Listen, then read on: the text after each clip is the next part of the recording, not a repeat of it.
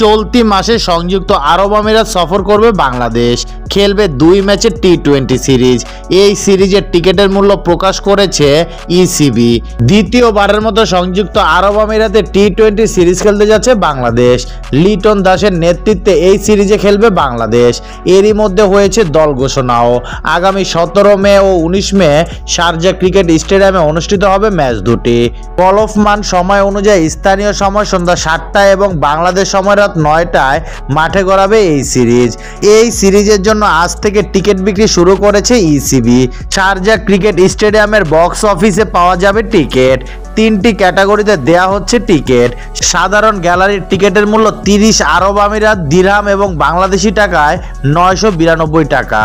Gold বা platinum ক্যাটাগরিতে মাঠে বসে খেলা দেখতে দর্শকদের গুনতে হবে 75 আরব আমিরাত দিরহাম বা 2489 টাকা। ভিআইপি বক্সে বসে খেলা দেখতে হলে টিকিটের মূল্য পড়বে 200 আরব আমিরাত দিরহাম বা 6612 টাকা।